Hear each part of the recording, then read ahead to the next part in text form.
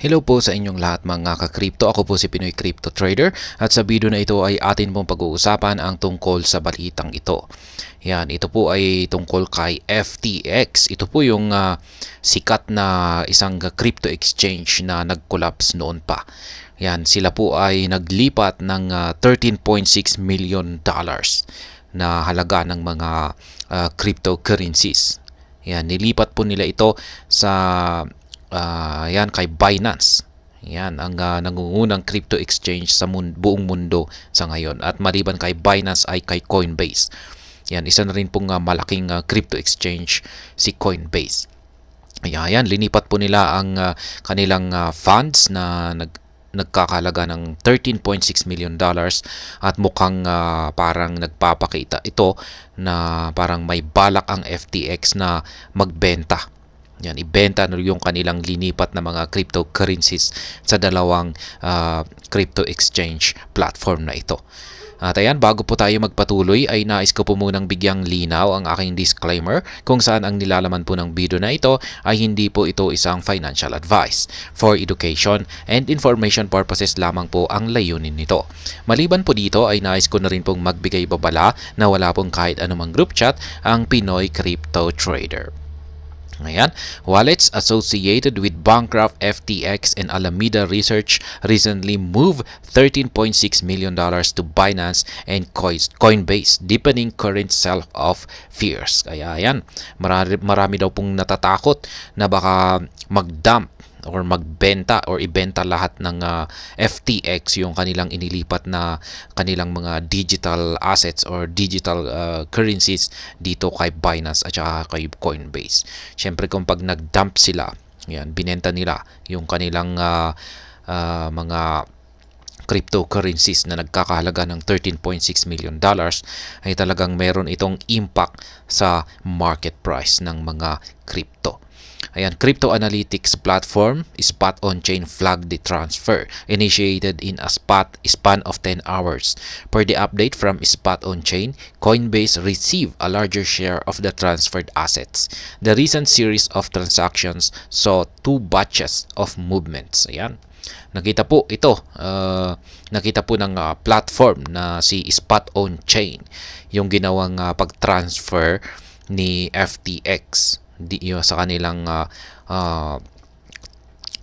asset dito papunta kay Binance at kay Coinbase. Kaya ayan, top 3 include, ayan, nakikita po nila dito. So for the research, 5.49 million worth of 6 assets. Ayan, meron silang Aave, Alice, AXS, C98, DYDX, ZRX. Yan, ito po yung napunta kay Binance at saka kay Coinbase. Yan, yung mga top 3 na kanilang malalaking amount ng token na inilipat ay DYDX. Na yan, nagkakalaga po yan ng $2.64 million. So, ang sunod ay ang AXS, $1.05 million at ang Aave, $522,000. Kaya yan yung kanilang mga linipat dito. Kaya mukhang idadam siguro nila ito. Ayan, baka ayan, magliliquidate sila ng kanilang asset. FTX sustained exchange deposits. The second and latest batch of transfers saw the firm move $8.12 million to Coinbase. This deposit featured 3 altcoins, including $46.5 million Graph or GRT worth $4.85 million. Ayan, 972,073 Rinder. RNDR valued at $2.3 million and Maker or MKR, yan, worth $967,000. Yan naman po yung mga linipat ni FTX kay Coinbase. The first and earliest tranche of transfers featured 6 tokens worth $5.49 million.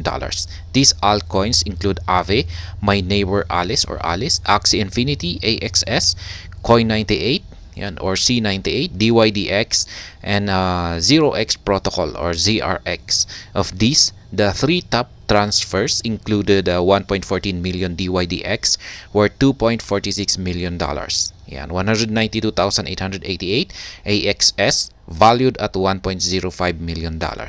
And Aave, 5,858 AVE, valued at $522,000. Based on this latest transfers, the FTX estate has now deposited a total of 26 tokens to exchanges, all valued at approximately $83.6 million, according to Spot on Chain. Yeah? After the implosion of FTX, the firm, under the leadership of John Ray III, sought to free up funds from huge stash of altcoins held by the trading platform. As part of its bankruptcy proceedings, FTX bagged approval to liquidate 3.4 billion worth of assets in September, with Solana, Bitcoin, and XRP making the list of top assets built off for offloading. Ayan. Nakakuha po pala ang FTX ng approval para mag-liquidate noon ng kanilang malaking asset noon. Ayan, $3.4 billion. At yan po yung kanilang mga asset na kanilang liniquidate noon noong nakalipas na buwan ng September ay ang Solana, Bitcoin at saka ang XRP. Notably, not all of these transfers were designated for sell-off as the firm staked some altcoins including Ethereum, Polygon, and Solana last month. Ayan. Mukhang wala naman daw po pala silang balak na ibenta ang lahat ng kanilang mga linipat. Ayan, na mga digital or mga cryptocurrencies sa mga crypto exchange, sapagkat yung iba naman po ay kanilang linagay sa staking. Yan, sa staking program ng mga exchanges. Yan, katulad kasama po rito yung kanilang mga asset dito kay Ethereum, Polygon at saka Solana. At ginawa po nila ito nitong nakalipas na buwan.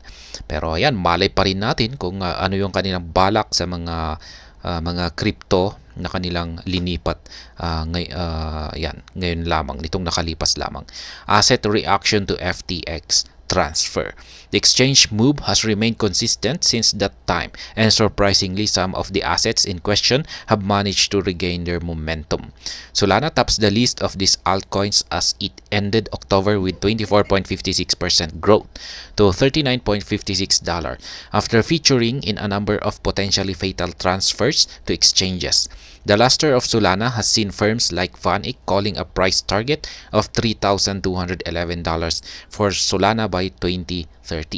Ayan, nakontent na mo natin yan. Yung prediction ng isang institutional firm na si VanEck, na meron po silang prediction na sa pagsapit daw ng taong 2030 ay aakyat daw si Solana sa presyong $3,211. Yan, pero hindi po yan yung talagang pinag-uusapan natin sa balitang ito. Ito po yung pag-transfer ng FTX exchange sa kanilang mga cryptocurrencies na nagkakahalaga ng $13.6 million yan sa dalawang kilalang mga crypto exchange platform na sina Binance at saka si Coinbase. Yan, ngayon ay wala po talaga tayong ideya kung ano yung kanilang binabalak rito. Yan, kung ibabagsak nga ba nila ito or ipapasok nila sa mga staking program nila Binance at saka Coinbase.